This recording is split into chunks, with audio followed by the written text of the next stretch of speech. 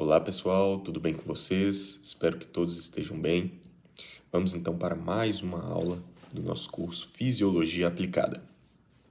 Bom, pessoal, hoje nós iremos adentrar no problema 3, tá? E discutiremos um pouco mais sobre o sistema renal. Vamos lá então? Irei mudar para tela cheia, né, no nosso slide. Então vamos lá. Mais uma vez, a minha referência é o meu querido Guyton, parceiro para todas as horas. Entretanto, para este problema e para o próximo, pessoal, que é pulmonar, eu trago muitas informações do Linda. Não que essas informações não estejam no Guyton, porque estão. Mas para o problema de renal e para o problema de pulmonar, eu aconselho vocês, se vocês precisarem optar, né? Ó, Enzo, você aconselha a gente a estudar pelo Guyton ou pelo Linda? Para o problema 3 e para o problema 4.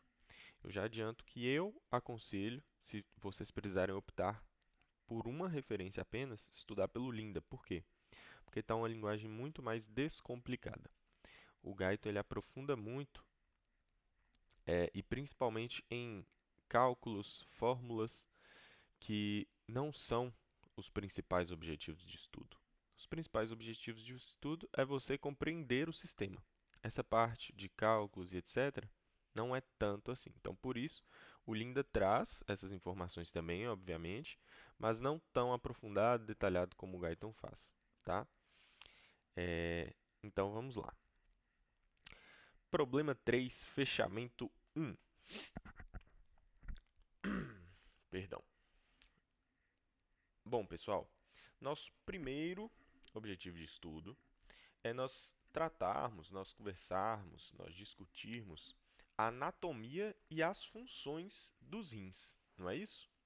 Bom, sabendo disso, eu preciso trazer aqui para vocês inicialmente qual que é a organização geral dos rins e do trato urinário. Bom, o rim, pessoal, é um órgão duplo, né? Nós temos dois rins, localizado no abdômen, na região posterior do abdômen, né?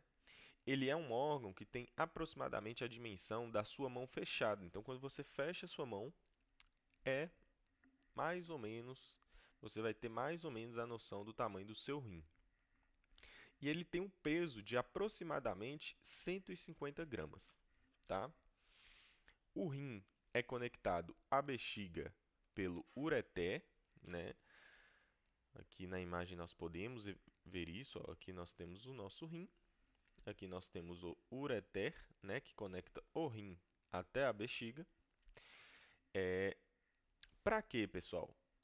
Para fim de eliminação daquilo que é produzido no rim. Então, o rim produz a urina, a bexiga armazena a urina. Não é isso? E tudo isso, posteriormente, será excretado. E será excretado através de quê? De qual canal? Através da uretra. Então, o rim produz a urina, transporta essa urina através do ureter até a bexiga, e da bexiga nós eliminamos essa urina através da uretra, tá bom? Beleza. Esse rim, pessoal, ele é subdividido em camadas. Se você vier e passar uma faca nesse rim aqui, ó, nós conseguimos evidenciar cada uma das camadas e cada uma das partes internas desse rim. Vamos compreendê-las? Bom, no nosso rim, nós teremos a região cortical. Ó, aqui vocês estão vendo que tem uma linha tracejada? Essa linha tracejada divide a região cortical da região medular, tá? Então, se atentem a isso. Essa linha tracejada aqui é uma divisória. Divisória que divide a região cortical da região medular do nosso rim. Tudo bem? Além disso, esse rim ele é revestido por uma cápsula. Essa cápsula protege o rim contra abalos mesmo, né? Contra danos mecânicos, por exemplo. E cada uma dessas regiões, tanto o córtex quanto a medula, terão terão vasos sanguíneos específicos, né? Alguns néfrons estarão mais no córtex, outros néfrons estarão mais na medula, beleza? E isso é importante que nós nos atentemos também.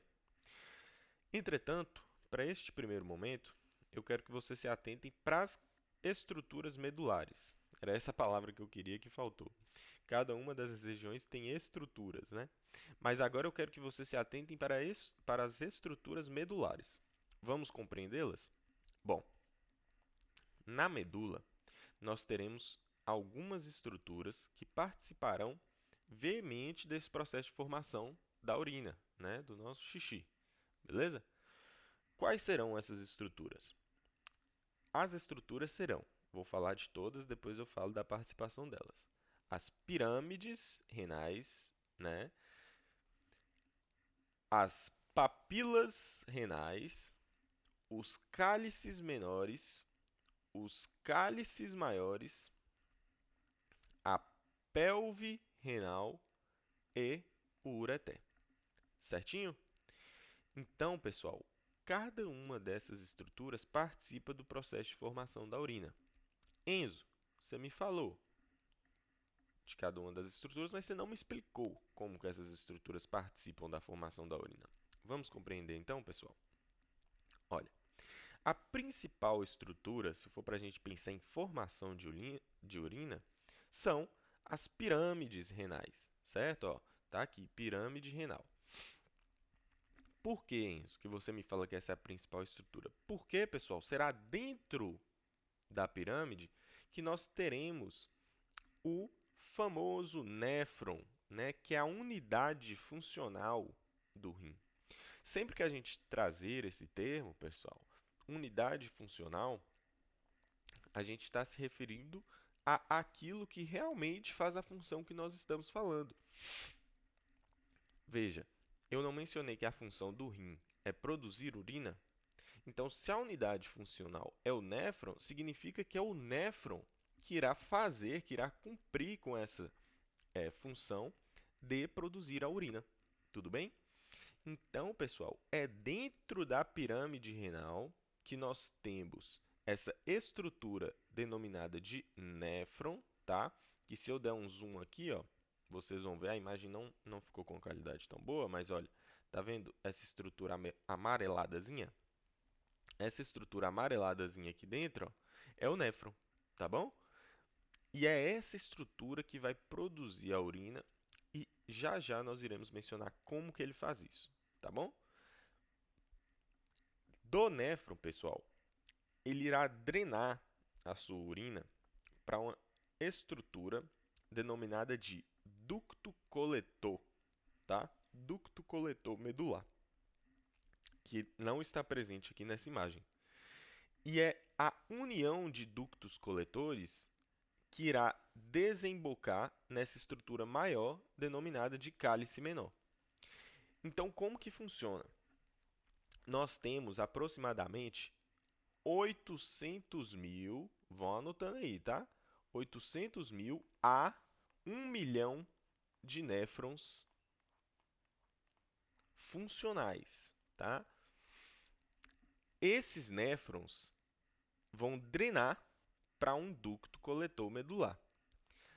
Mas, Enzo, eu vou ter também 800 mil a 1 milhão de ductos coletores? Não, tá?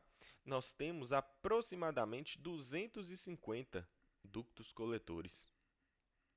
Ou seja, mais néfrons drenam para um mesmo ducto coletor. Não é isso? Exatamente, pessoal. Então, se nós formos falar de valores, disse que então nós temos 800 mil, né, a 1 milhão de estruturas de néfrons, né? Néfrons. E nós temos 250 ductos coletores. O que isso implica? Isso implica que cerca de 4.000 néfrons, vou colocar nef, né, drenam para um ducto coletor, certo? Então, nós temos essa proporção aí, tá bom? Se nós temos 800 mil a 1 milhão de néfrons e nós temos 250 ductos coletores, cerca de 4.000 néfrons drenam para um mesmo ducto coletor. Depois, esses ductos coletores irão se unir, tá? E desembocar em um mesmo local. Na realidade, não é nem se unir, não. Vão desembocar em um mesmo local, que são os cálices menores, tá? Nós temos, pessoal, cerca de 8 a 10 cálices menores. Por quê?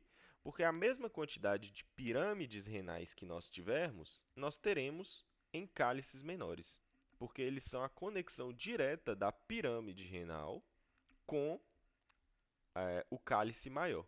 Tudo bem? Então, nós temos cerca de 8 a 10, vão anotando essas informações, 8 a 10 pirâmides renais, 8 a 10 papilas renais. O que são as papilas renais? Nós não mencionamos ainda.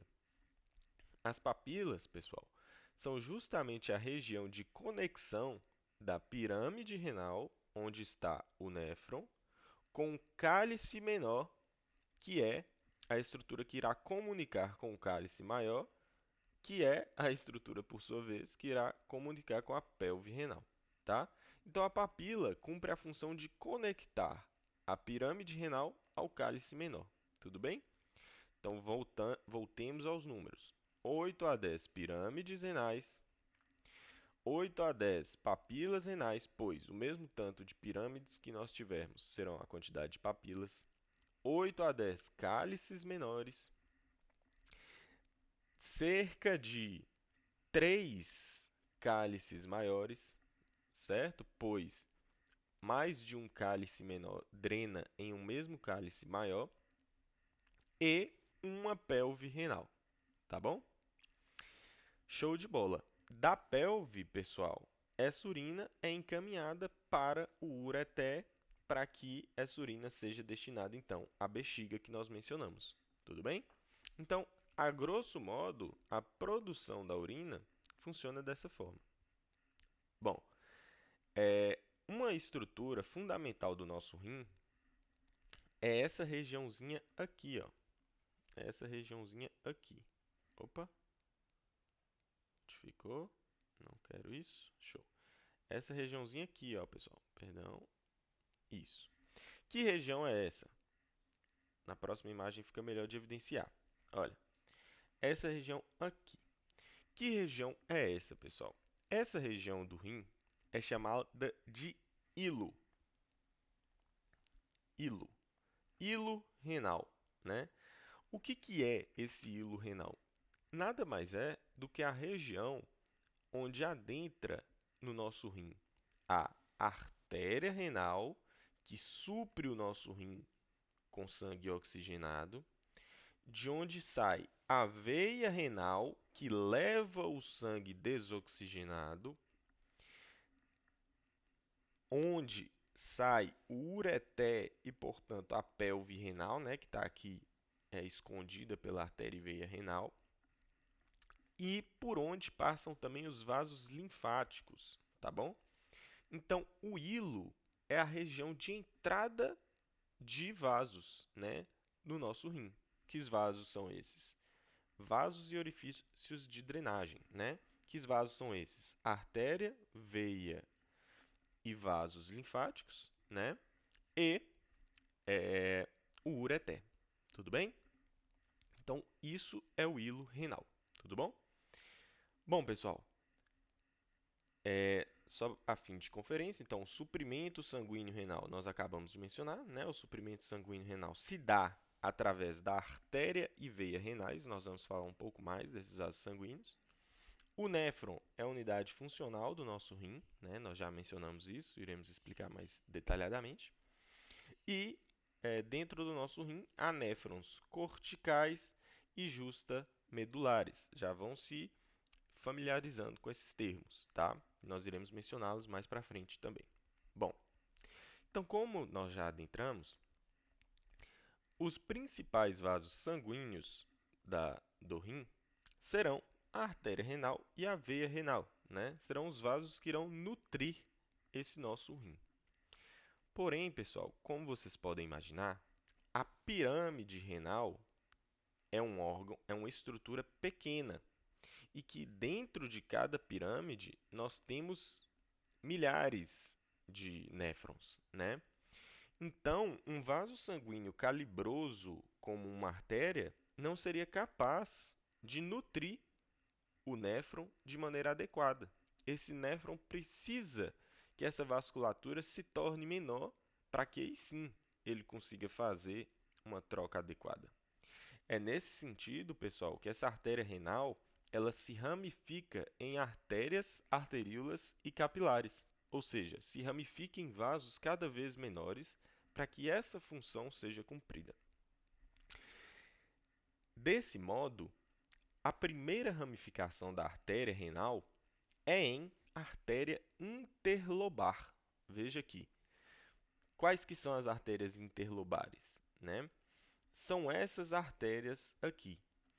Quando a gente fala de artéria interlobar, é porque nos textos, essas artérias interlobares elas já começam a entrar na pirâmide. Lembra que eu falei para você que a pirâmide é uma estrutura pequena, então que ela precisa de vasos menores? Então, as artérias interlobares são as primeiras artérias menores que conseguem adentrar na pirâmide. Mas, se nós formos pensar quais são as primeiras subdivisões propriamente ditas, as primeiras subdivisões serão em artérias segmentares, tá? Que estão aqui na imagem. Quero que isso fique claro. Mas as primeiras artérias da ramificação da artéria renal que adentram para a região da pirâmide renal serão as artérias interlobares. Vamos recapitular então? Então vamos lá. Falar de maneira linear para que não fique uma ambiguidade. Então, a artéria renal se subdivide em artéria segmentar, que são essas subdivisões aqui. As artérias segmentares, por sua vez, se dividem em artérias interlobares, que adentrarão a pirâmide.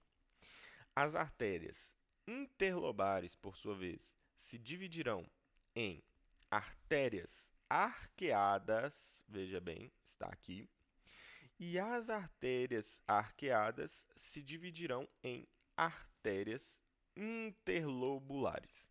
Tudo bem?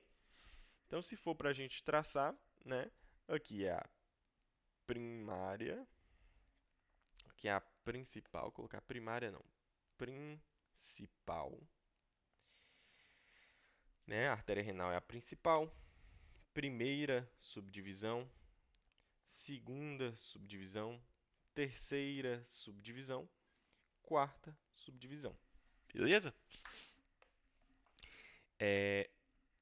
E vale ressaltar, vale lembrar que nós falamos das artérias, né? Então, a artéria renal se subdivide em segmentar, a segmentar forma a interlobar forma a artéria arqueada e a artéria arqueada forma a artéria interlobular, tá?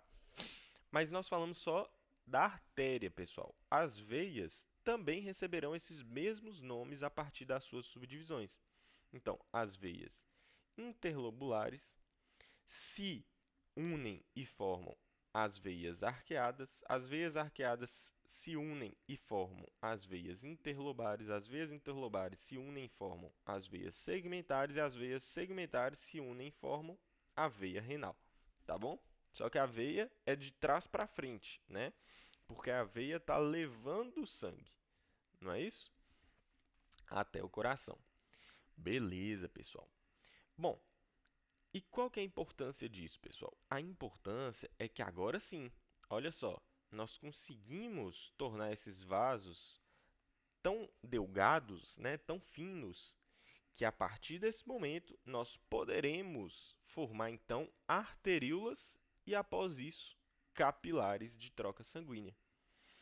E quais arteríolas serão essas, pessoal? As arteríolas, que vocês com certeza já devem ter ouvido falar, são as famosas arteríolas aferente e arteríola eferente, tá? Perceba, pessoal, que nessa imagem aqui, ó, perdão que eu vou bocejar. Vamos lá. Percebam, pessoal, que nessa imagem aqui nós temos a artéria arqueada e veia arqueada, né? E da artéria arqueada já subentende-se que está saindo a arteríola aferente.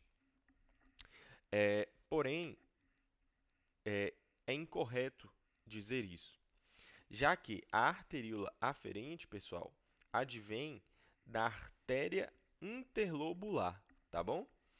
A artéria arqueada forma a artéria interlobular, e aí da artéria interlobular é que sairia a arteríola aferente. Então, não confundam isso. Essa imagem aqui demonstra bem isso. Olha, artéria e veia arqueada, certo? Que são isso aqui. Artéria interlobular, né? Ó, interlobular.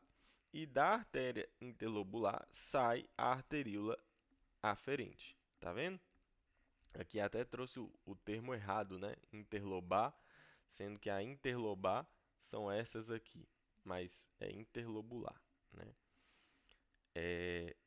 Beleza, pessoal? Então, isso é só um detalhe, né?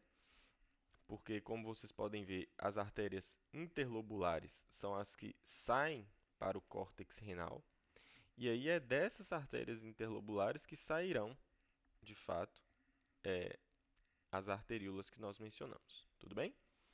Bom, nesse sentido, pessoal, agora sim, nós estamos começando a compreender um pouco mais do suprimento sanguíneo renal. Então, vamos recapitular. A artéria arqueada forma a artéria interlobular e da artéria interlobular nós formaremos, então, a arteríola aferente, tá? E qual a importância dessa arteríola aferente, pessoal? É porque é a partir de uma arteríola aferente que nós formaremos o capilar glomerular, tá? Que é essa estrutura aqui, ó, que é o glomérulo, né? O glomérulo, pessoal, é a união de diversas anastomoses de capilares, tá? Então, são capilares que se ramificam e se unem em diversos pontos, ampliando enormemente as superfícies de contato desse capilar com essa estrutura ao redor dele, que é chamada de cápsula de Bowman, tá? E para que você quer aumentar essa superfície de contato? Para aumentar a taxa de filtração desse capilar glomerular para o néfron. Tudo bem? Então, a partir da arteríola aferente, forma-se os capilares glomerulares, melhor dizendo, forma-se o glomérulo, e desse glomérulo, ó a língua enrolando, formará um outro vaso sanguíneo chamado de arteríola eferente, né, que está demonstrado aqui. E essa arteríola eferente, pessoal, cumpre um outro papel principal. Nós falamos que a arteríola aferente forma os capilares glomerulares, e esses capilares glomerulares, eles cumprem a função de drenar, né? Filtrar elementos do sangue para o néfron. Então, a função do glomérulo, né, dos capilares glomerulares, é essa. É que ocorra a filtração de solutos e solventes, né? Ou seja, partículas e água do glomérulo para o néfron. Para que você quer que ocorra a filtração? Porque é a partir dessa filtração para o néfron que nós formaremos a urina no interior dos túbulos nefróticos, né? E excretaremos essa urina para regular, né? Para contribuir para a homeostase corpórea. Então, a função dos capilares glomerulares está bem explicada. E qual que é a função dessa arteríola eferente? Se eu já filtrei, Enzo, aqui a gente já não deveria, então, ter uma veia? Não, pessoal, não é bem assim. Por quê? Porque é a partir dessa arteríola eferente que nós formaremos um segundo grupo de capilares. Esse segundo grupo é denominado, é chamado de capilares peritubulares. E esses capilares, pessoal, eles são fundamentais também para a formação da urina. Mas aqui não há filtração, tá? Aqui há reabsorção e, no máximo, secreção. Quando a gente fala secreção, é algo que vai sair desse capilar e vai para o túbulo, tá? Mas quando a gente pensa em capilar peritubular, a principal função dele, a gente falou a principal função do glomérulo, não falou? Agora a gente vai falar a principal função dos capilares peritubulares, é a reabsorção. Então vamos anotar isso? Glomérulo, principal função, filtração.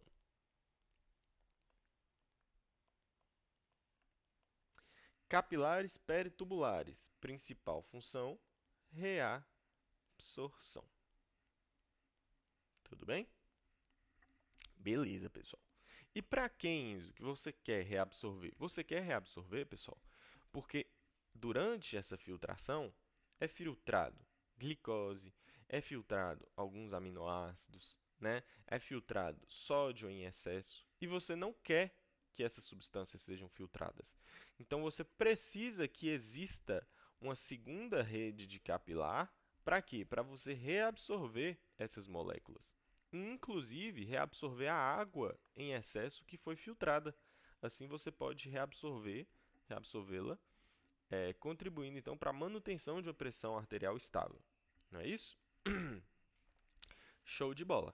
E aí, desses capilares peritubulares, são formados os vasos venosos, né, que drenarão esse sangue, agora já venoso, né, para o coração novamente, através desse sistema de vasos sanguíneos, né, dos capilares peritubulares.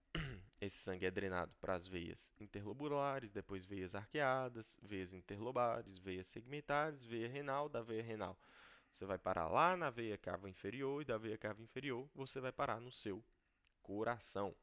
Beleza? Show de bola. Então, entendemos o suprimento sanguíneo do rim. Agora, vamos compreender um pouco mais sobre a estrutura do néfron, tá bom? Bom, pessoal, esse néfron, né, ele é subdividido, aqui tá bem exemplificado, mas eu vou pegar essa imagem aqui porque ela não está tão bagunçada assim. O néfron, pessoal, como eu já falei, é a unidade funcional do nosso rim, tá bom? Nesse sentido, é ele que produzirá a urina. Porém, ele produzirá essa urina dividindo a sua função em regiões. Como assim, Enzo? Cada região do néfron realizará uma determinada função e é a característica específica de cada região que determinará a formação de uma urina com a característica X ou Y. Por quê? Porque se uma determinada região desse néfron falhar, a urina vai ter uma determinada característica. Por quê? Porque a outra região do néfron cumpriu com a sua função, tá? Mas isso é um caso muito raro, tá? As literaturas nem trazem tanto essa informação, porque geralmente quando uma região do néfron falha, ele morre por completo.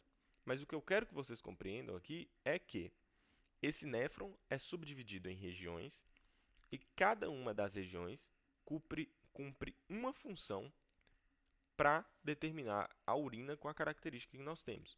As regiões do néfron não fazem todas a mesma função, tá bom? Não cumprem todas com o mesmo papel. Vamos entender então essas regiões? Vamos lá. Bom, pessoal, imediatamente após o glomérulo, nós teremos essa estrutura aqui, que já faz parte do nosso néfron. Essa estrutura é denominada de cápsula de Bowman.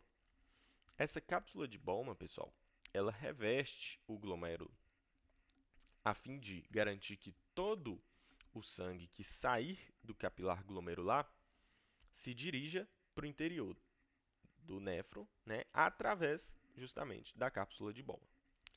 Imediatamente após a cápsula de Bowman, nós teremos essa estrutura aqui, ó, denominada de túbulo convoluto proximal. Aqui está descrito só túbulo proximal, mas é importante salientar que a denominação correta é túbulo convoluto. Essa imagem aqui nos demonstra o porquê convoluto. Ó. vocês percebem que ele faz uma série de voltinhas, uma série de curvas, por isso o termo convoluto, tá? Então, túbulo convoluto proximal, beleza? É a primeira etapa de formação da urina. Não é objetivo que nós saibamos, nesse momento, a característica de filtração e reabsorção, perdão, de reabsorção e secreção de cada uma das estruturas, tá?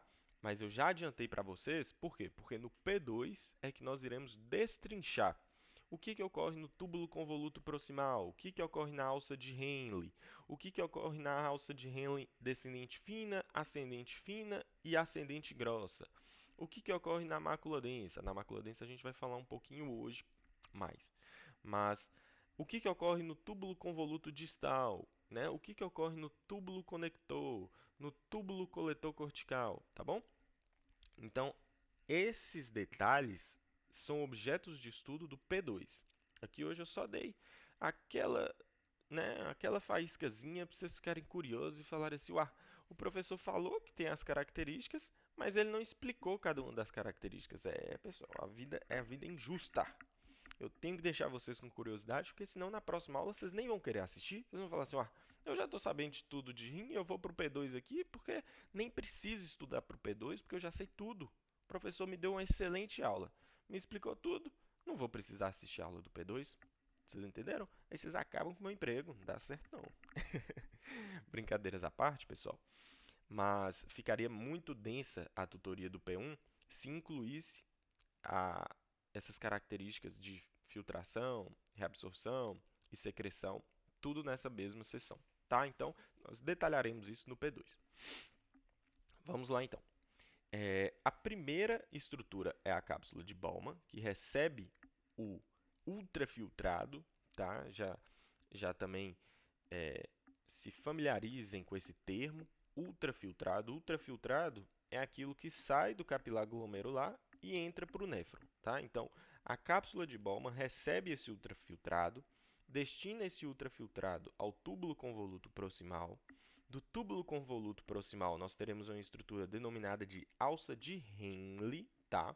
Que é subdividida em região descendente fina ou descendente delgada, né? Da alça de Henle, porção ou segmento ascendente fino ou ascendente delgado da alça de Henle e porção ou segmento ascendente espesso da alça de Henle. Tudo bem? Então, tudo isso aqui, olha, é denominado de... Tudo isso aqui, ó, pessoal. Perdão, tive um contratempo. Tudo isso aqui é denominado de alça de Henle, tá? E essa alça de Henle é dividida em 3 regiões: descendente fina, ascendente espessa, tá bom? E percebam, pessoal, esse é um néfron que ele tem uma região cortical, ele tem estruturas corticais e tem estruturas medulares. Todos os néfrons terão essa característica. Mas aqui nessa próxima imagem, já demonstro para vocês que uns néfrons terão uma característica de serem mais corticais e outros néfrons terão a característica de serem mais medulares, tá? Então, esse é um néfron cortical, esse é um néfron justamedular que a gente tinha mencionado anteriormente, mas não explicou o porquê. Mas eu ainda vou explicar as diferenças entre eles, tá? Então, a função da alça de Henle, pessoal, é justamente penetrar a medula renal. Por que você quer penetrar a medula renal? Nós explicaremos isso melhor na próxima aula, mas é a partir da penetração da medula renal que você favorece a troca de solutos, né, e solventes entre a alça de Henle, né, e o meio externo. Então, por quê? Porque aqui você vai ter uma determinada concentração e isso vai ficar favorecendo uma troca entre essas regiões até que você equilibre osmoticamente a concentração do que está aqui. Isso acontece principalmente com a ureia, tá? Então, você tem uma determinada concentração aqui na medula já, né, de um determinado íon, e aí vai ficar havendo, por exemplo, secreção, reabsorção, secreção, reabsorção, secreção, reabsorção, até atingir uma quantidade que é osmoticamente regulada, tá? Para então você terminar a formação da sua urina. Mas não se abalem com isso, tá bom?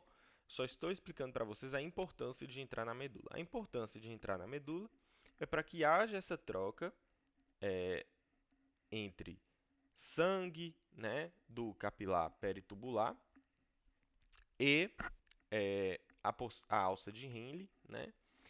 Porque aqui na medula você vai ter uma concentração de substâncias diferente, com certeza, ao que está no córtex. E isso favorece a troca por osmose dessas substâncias, favorecendo, então, a formação de uma urina na concentração adequada, tá?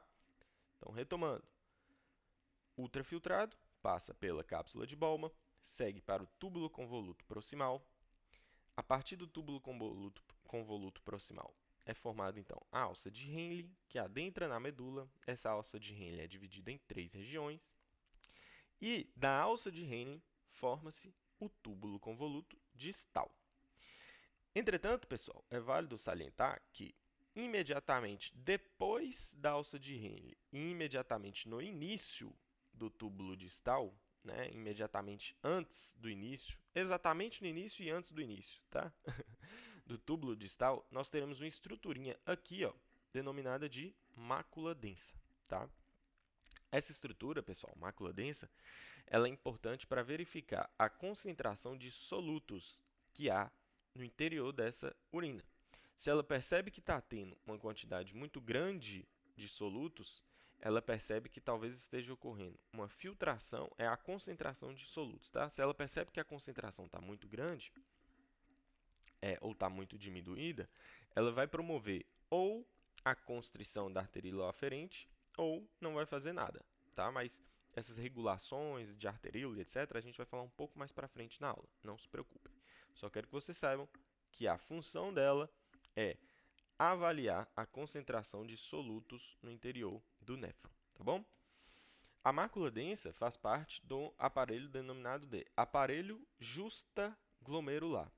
Como assim, justaglomerular? Aqui você não tem o glomérulo, aqui você não tem a mácula densa, e eu não falei para vocês que o glomérulo é formado a partir da arteríola aferente e do glomérulo sai a arteríola eferente, né? Tá bem descrito aqui, ó. Isso aqui é a arteríola aferente, tá? E isso aqui é a arteríola eferente. Isso tudo, mácula densa, arteríola aferente, glomérulo, arteríola eferente, é o aparelho justaglomerular, porque são uma série de estruturas que estão muito próximas entre si, então né, justapostas, e que terão uma relação de regulação que nós mencionaremos mais para frente. Depois da mácula densa, nós teremos o túbulo convoluto distal, tá? E do túbulo convoluto distal, nós teremos o túbulo conector, que conecta o túbulo convoluto distal ao túbulo coletor cortical. Do túbulo coletor cortical, nós formamos o túbulo coletor medular. Do túbulo coletor medular, nós formaremos o ducto coletor medular, tá bom? Essa imagem ainda traz aqui, ó, que o ducto coletor desemboca no ducto de Bellini. E aí, esse ducto de Bellini desemboca no cálice menor, tá bom? Então, pessoal, como vocês podem ver, ó, tem uma série de conexões aqui nesse túbulo coletor. Por quê? Porque são uma série de túbulos conectores conectando néfrons ao ducto coletor, né? Para quê? Porque eu não falei que 4.000 néfrons drenam para um mesmo ducto coletor? É justamente isso. Essas conexões aqui são outros néfrons que estão se conectando a esse mesmo ducto coletor aqui, para que esse ducto coletor, né, que no caso o principal é o ducto de Bellini, né, que é o ducto coletor medular, ele desemboque na porção do cálice menor do nosso rim. Tudo bem? Show de bola. Para fechar, então compreendemos toda a estrutura vascular dos rins. Compreendemos agora toda a estrutura anatômica do néfron, não é isso? O néfron é dividido em estruturas corticais, medulares. As corticais estão todas aqui em cima, né? Então, túbulo convoluto proximal é cortical. Mácula densa é cortical. Túbulo convoluto distal é cortical. Glomérulo é cortical. Alça de Henle é medular. Ducto coletor principal de Bellini, medular, é medular. Tá bom? E agora nós precisamos dizer a diferença existente em um néfron cortical e um néfron justamedular. Qual que será essa diferença, então? A diferença, pessoal, é justamente na região que esse néfron está situado, tá? O néfron cortical, ele tem suas estruturas predominantemente no córtex renal, tá bom?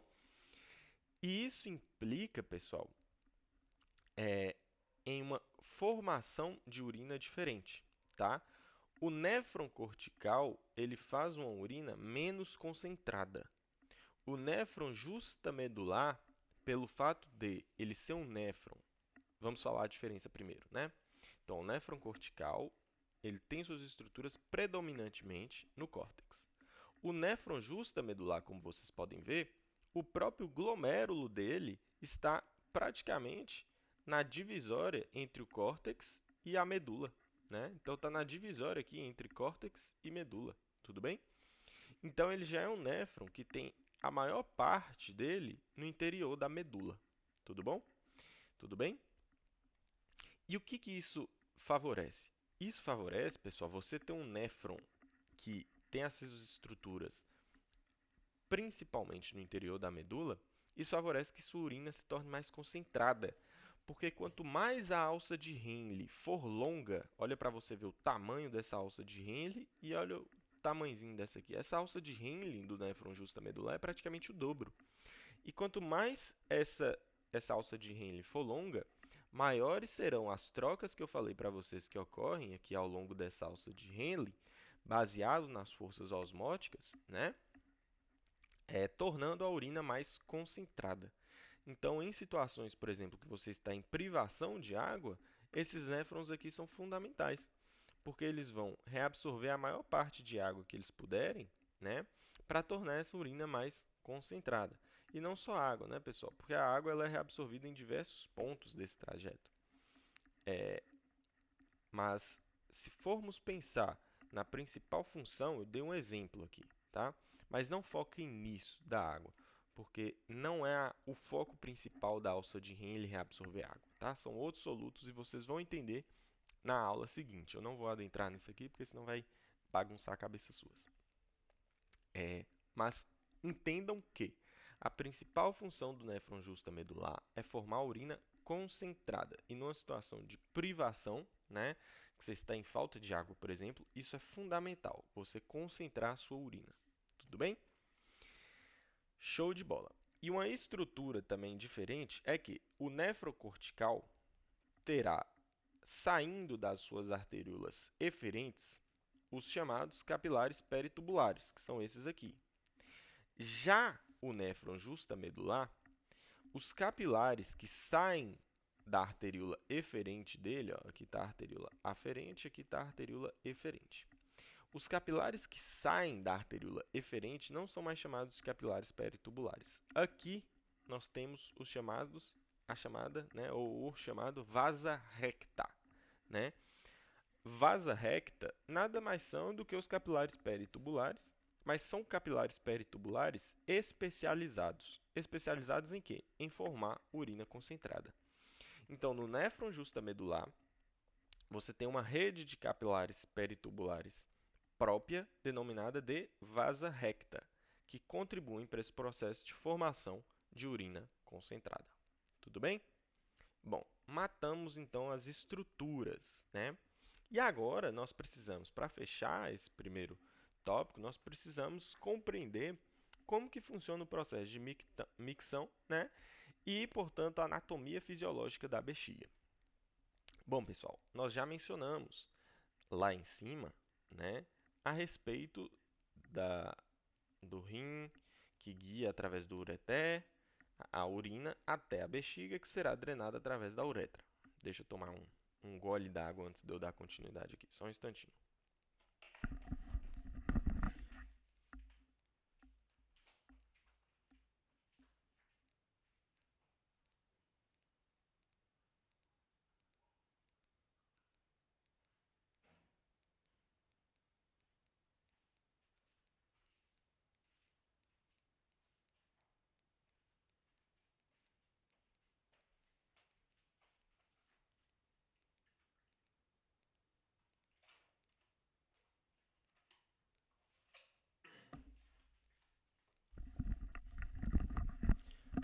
bora lá. Então, pessoal, eu estava dizendo que nós já compreendemos o trajeto que essa urina percorre, né? Mas e aí, Enzo? Quando essa urina chega através do ureter na bexiga, como que ocorre o processo miccional? Bom, para entender a micção, nós precisamos entender a anatomia da bexiga e dessa porção final do aparelho miccional. A bexiga, pessoal, é um órgão muscular liso, tá? Então, sua parede é composta por músculo liso entrelaçado, tá? E esse músculo liso, ele é entrelaçado de tal forma, pessoal, que quando ocorre a despolarização de uma molécula de músculo liso, rapidamente esse potencial ele se espalha por todas as células de músculo liso, quase que simultaneamente, porque são moléculas musculares que estão entrelaçadas eletricamente, tá? E isso favorece a difusão, né, desse potencial de ação de maneira simultânea, tá? Então, é um órgão formado por músculo liso, beleza? Que se contrai simultaneamente para ejetar a urina.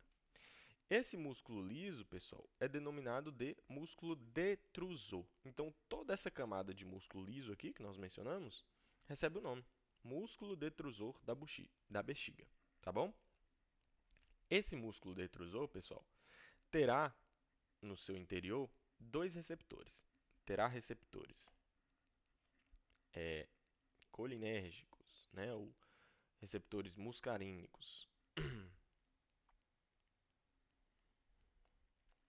M3 e receptores adrenérgicos do tipo beta, tá? Qual beta, Enzo? O beta principal aqui, que a gente pode mencionar, é o beta 2, tá?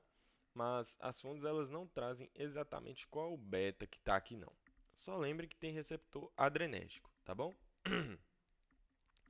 Beleza, pessoal.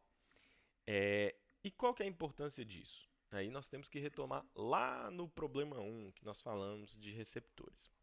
Lembrem, pessoal, que o receptor muscarínico do tipo M3, ele tem acoplado na sua membrana a proteína do tipo GQ, não é isso?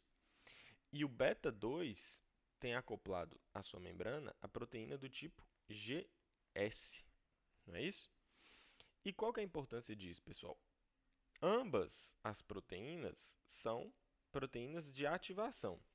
Mas lembrem que os receptores beta causam relaxamento, né? Quando a gente sempre relaciona, né, receptor beta com o brônquio. Quando a gente quer causar broncodilatação, o que a gente tem que ativar? A gente tem que ativar os receptores beta 2. A bexiga é a mesma coisa. Então, quando a bexiga ativa o seu receptor beta, o que ocorre? Relaxamento do músculo detrusor, né? Através de todo aquele mecanismo. Eu não vou voltar aqui no mecanismo, senão é mais meia hora só explicando o mecanismo das proteínas, né? Mas lembrem que essas proteínas, no caso da GS, ela ativa a adenilato ciclase fazendo a contração, o efeito desejado, né? Que no caso é o relaxamento. Eu falei contração, quase que eu guio vocês no caminho errado. Mas então o beta ativa a adenilato ciclase, que faz o relaxamento dessa musculatura. O GQ forma aquelas duas moléculas, lembram? DAG e IP3, que ampliarão a concentração de cálcio no interior da célula muscular, favorecendo a contração? Pois é. Então, quando o muscarínico M3 é ativado, ocorre a contração da musculatura do músculo detrusor da bexiga, tá bom? Onde que esses receptores estão? No músculo detrusor. Ah, tá. Por que, Enzo, que você está me falando isso? Porque nessa região aqui, ó, pessoal, do esfíncter interno, nós teremos um outro receptor. Aqui nós teremos o receptor do tipo alfa 1, né? Alfa 1, tá bom? E qual a importância disso? Qual que é o tipo de proteína de membrana do alfa 1? é a proteína de membrana do tipo GQ também, né? Quando ativada, vai causar o quê? Constrição, não é isso? Então, proteína GQ sempre faz constrição, né? Alfa 1 sempre faz constrição, não é isso? Tudo bem. Então, vamos compreender como funciona.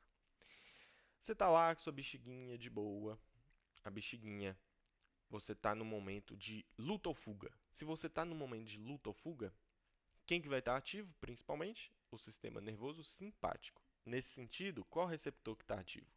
O adrenérgico beta 2 e o alfa 1 adrenérgico. O que o adrenérgico beta 2 está fazendo lá no músculo detrusor? Ele está causando o relaxamento do músculo detrusor. E o alfa 1, o que ele está fazendo no esfíncter interno da bexiga? Ele está causando a constrição desse esfíncter interno. Então, o esfíncter interno estava abertinho, o alfa 1 vem lá e ó, vou te fechar esfíncter interno. Para quê, pessoal? Eu estou no momento de luta ou fuga. Eu não quero urinar agora. Eu quero correr. Então, o alfa promove a inibição do processo miccional. Gravem isso, tá? Aí terminei de correr do leão. Tô com uma sede desgramada. Tomei um gole d'água gigantesco e aproveitei para dar uma relaxada no pé da árvore. Seu parasimpático começa a se tornar mais ativo do que o simpático. Nesse momento, vai ocorrer a ativação dos receptores muscarínicos do tipo M3. O que esses receptores farão? Esses receptores serão ativados e promoverão, estimularão a contração dessa musculatura do músculo detrusor. Então, o que esse M3 faz? Ó, a musculatura não estava aqui, o M3 vem falar, então agora toma, vou constrigir ainda mais seu lúmen, vou constrigir ainda mais seu lúmen. Para quê? Para apertar essa urina contra o esfíncter interno. A partir do momento que essa constrição, né, que essa contração, perdão, da musculatura do músculo detrusor for forte o suficiente para superar o fechamento do esfíncter interno, esse esfíncter abre e a urina é então encaminhada através da uretra, tá bom? Show de bola. Então, o sistema nervoso autônomo é isso. Mas além do sistema nervoso autônomo, pessoal, nós temos uma outra regulação aqui, que é através do sistema nervoso somático, né? E dentro do sistema nervoso somático está a nossa vontade de urinar ou não. Eu quero urinar nesse momento ou não? Eu vou permitir que minha urina saia nesse momento ou não, né? Eu vou permitir. Porque se você não permitir, ela não sai. Porque quem manda no seu corpo é você. Sempre diga isso. Quem manda no meu corpo sou eu e Deus. Não é o meu sistema nervoso autônomo. Brincadeiras à parte, pessoal. Mas por que eu estou dizendo isso? Porque nessa região aqui, olha, você terá um segundo grupo muscular, que aqui já será um músculo esquelético. E nós sabemos que todo músculo esquelético parte da nossa própria vontade para a ativação e contração daquela musculatura. E qual que é a importância disso? A importância disso, pessoal, é que naquele momento que te deu uma vontade de urinar gigantesca, mas você não pode, o que você faz? Você vai lá e aperta esse músculo para evitar que você urine na calça no meio de uma apresentação de uma palestra. Não é isso? Esse esfíncter que eu estou mencionando para vocês, pessoal, esse músculo, melhor dizendo, forma o chamado esfíncter externo da bexiga, tá? E esse esfíncter externo da bexiga é formado pelo diafragma urogenital. Então, o diafragma urogenital é justamente esse músculo esquelético presente na pelve, na região da pelve nossa, né? Que vai contribuir para a contração desse esfíncter. Ele forma o esfíncter externo, então ele contrai a uretra, tá bom? Impedindo que a urina saia, tá? Nós falamos da uretra, então vamos agora entender as partes da uretra, tá? A uretra, ela tem a porção posterior, né? Essa região da uretra aqui, isso aqui já é uretra, tá?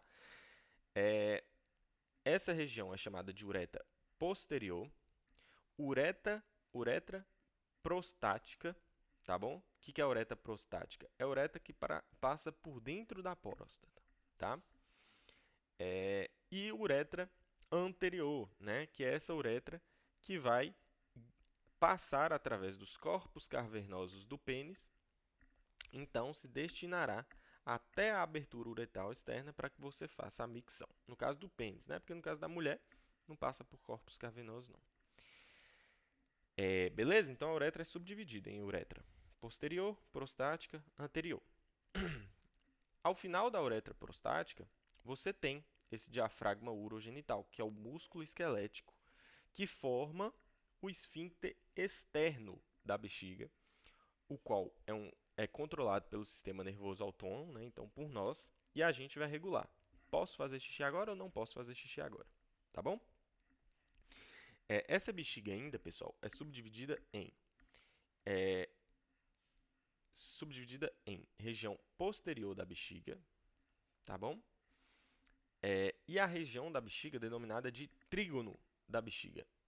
O que é esse trígono da bexiga? O trígono da bexiga, pessoal, está situado imediatamente depois do colo vesical, né? Então, aqui a gente tem o corpo da bexiga, eu falei região posterior, perdão. Aqui a gente tem o corpo da bexiga e a região do colo da bexiga. Então, corpo da bexiga, colo da bexiga. Imediatamente após o colo da bexiga, a gente tem essa regiãozinha aqui, ó, denominada de trígono da bexiga. E qual que é a importância desse trígono, pessoal? A importância dele é que é no trígono que existirá o ósteo de drenagem dos ureteres. Aqui, ó, aberturas ureterais, né? São duas aberturas porque são dois ureteres, cada um vindo de um rim, né? Então, pessoal, como que funciona a drenagem do ureter para o interior da bexiga? Esse ureter vem aqui na parede do músculo detrusor, adentra mesmo nessa parede, vai percorrer por dentro da parede do músculo detrusor. Após isso, ele percorre mais 0,3 a 0,4 milímetros da espessura do músculo detrusor e desemboca nessa regiãozinha denominada trígono, entendeu? Então, o ureter não vem simplesmente aqui no fundo da bexiga e já adentra no interior dela. Não é assim. O ureter, ele adentra na musculatura detrusora da bexiga, percorre através dela até se aproximar do trígono e, a partir desse momento, é que ele desemboca no interior da bexiga. É muito fácil nós identificarmos o trígono, por quê? Veja que a camada interna da bexiga é formada por um revestimento pregueado, né? É cheio de rugas. E já o trígono, ele tem um revestimento liso. Então, é isso que demarca o trígono, o revestimento liso da sua parede, tá bom? E uma outra característica muito interessante desse processo miccional é porque desde aqui, ó, pessoal, desde os cálices menores, nós teremos um mecanismo de contração, de constrição, que vai guiar essa urina até a bexiga. Então, a partir do momento que a urina ela cai aqui no cálice menor, começam a haver processos contrácteis, tá? Então, o cálice menor se contrai, depois o cálice maior se contrai, depois a pelve renal se contrai, depois os ureteres se contraem, guiando a urina até que ela chegue na bexiga. Então, nós temos desde o rim até chegar na bexiga um movimento que impulsiona a urina do rim até a bexiga. Tudo bem? É um movimento ondulatório, um movimento de contração, tá bom? Beleza.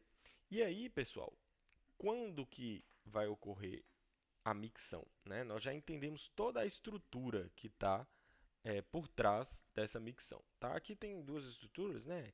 A próstata, que ela só interfere na micção quando você tem um aumento prostático e isso obstrui a uretra prostática, que vai impedir que a urina saia, mas tirando isso ela não interfere. E a glândula bulborretral, que tem a única função de lubrificar o pênis, né? Que também não é o foco da nossa aula. O nosso foco é entender o processo miccional.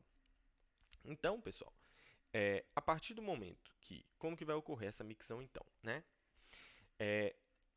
O nosso rim está constantemente produzindo urina. Ele produz, guia a urina através do ureter até a bexiga. Essa urina vai acumulando na bexiga, acumulando na bexiga, acumulando na bexiga, até que você tem, então, um ato reflexo, né? Você vai distender a parede dessa bexiga e a distensão da parede da sua bexiga vai informar ao sistema nervoso autônomo: opa, eu estou cheio, você precisa fazer xixi. Então, a distensão da bexiga, a partir da drenagem de urina do ureter para o interior dessa bexiga, né? Essa urina vai aumentando de volume, até que começa a distender a parede dessa bexiga. Essa distensão gera um sinal nervoso para o sistema nervoso central. O sistema nervoso central entende que é hora de fazer xixi, e durante todo esse processo de enchimento da bexiga, quem é que estava ativo? Era o sistema nervoso simpático, né? O sistema nervoso simpático. Então, sistema nervoso adrenérgico, que estava ativo. Beta na parede do detrusor e alfa no esfíncter interno. Beleza. Enviei o sinal de que estou cheio. O que o sistema nervoso central faz? Agora, quem vai se tornar ativo é o sistema nervoso parasimpático, muscarínico, colinérgico, através das fibras M3. Então, o sistema nervoso central ativa o parasimpático, que vem aqui no receptor M3 e fala: receptor M3, se ative. A partir do momento que o receptor M3 ativar, isso gerará um sinal de contração da musculatura lisa do músculo detrusor. Esse músculo detrusor começa a se contrair até que a pressão dele se torne grande o suficiente para vencer a força do esfíncter interno, e aí a urina começa a sair através da uretra posterior. Aqui nós temos a uretra posterior. Se você estiver em uma situação que você pode fazer xixi, você vai correr para o banheiro e vai relaxar o seu esfíncter externo, né, para que a urina passe através dele e saia através da uretra anterior e da abertura uretral, né? Se você não estiver numa situação que você pode fazer xixi, você vai ficar roçando uma perna na outra para impedir que a urina saia, né? Vai contrair o seu esfíncter externo para tentar impedir que a sua urina saia e você faça o xixi. Show de bola? Então a ideia é essa, pessoal. A partir do momento que sua bexiga estiver vazia, quem estará ativo será o receptor beta 2 no detrusor e alfa 1 no esfíncter interno. Essa bexiga vai enchendo, vai enchendo, vai enchendo, vai enchendo, estira a musculatura. Estirou a musculatura, o sinal é enviado lá para o sistema nervoso central. O sistema nervoso central entende que a bexiga está cheia, manda um sinal de volta ativando o parasimpático. A partir desse momento, quem é ativado? Receptor M3. Esse receptor M3 vai causar a contração da musculatura do detrusor, favorecendo a saída da urina através da uretra posterior, depois prostática, passará pelo esfíncter externo se você deixar, e depois pelo uretra anterior e abertura uretral, tá bom? Compreendemos, então, o ato miccional. Olá, eu trouxe até um textinho aqui para vocês. Reflexo miccional. O reflexo da micção é o ciclo único, completo com aumento rápido e progressivo da pressão no interior da bexiga, período de pressão sustentada, né? Que é aquele momento que a bexiga continua se contraindo para ejetar a urina, e depois o retorno da pressão ao tônus basal da bexiga. Então, você urinou tudo que você queria, a bexiga volta a relaxar através da inibição do sistema parasimpático e ativação do simpático, a bexiga volta a relaxar para que ela receba novamente urina. Por quê que essa bexiga precisa relaxar para receber novamente urina? Porque quando esse músculo detrusor se contrai, pessoal, automaticamente essa região do trígono da bexiga ela é tampada. O músculo detrusor, ao contrair, ele fecha essa abertura ureteral, né? Deixa eu apagar isso aqui.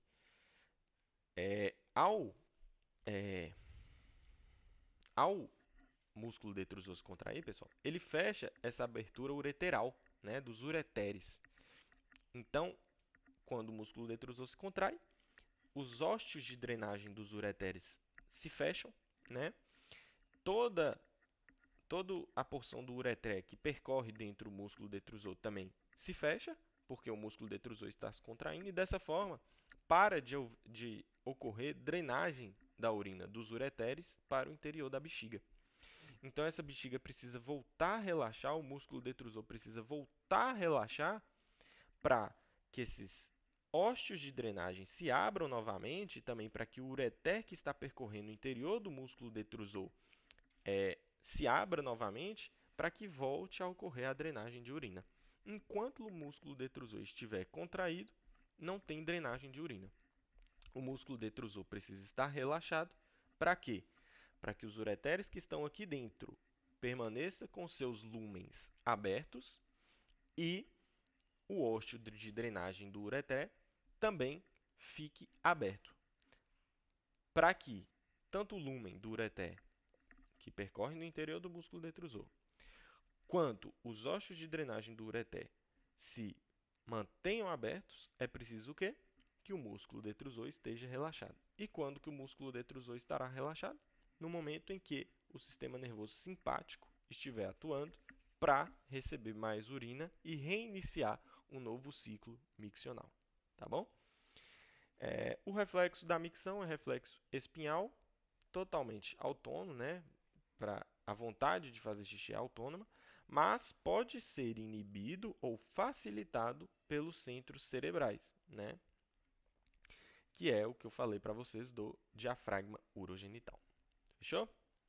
Beleza, pessoal. Nós encerraremos essa primeira sessão da aula por aqui e já voltamos para o próximo tema, que é a função do nosso rim.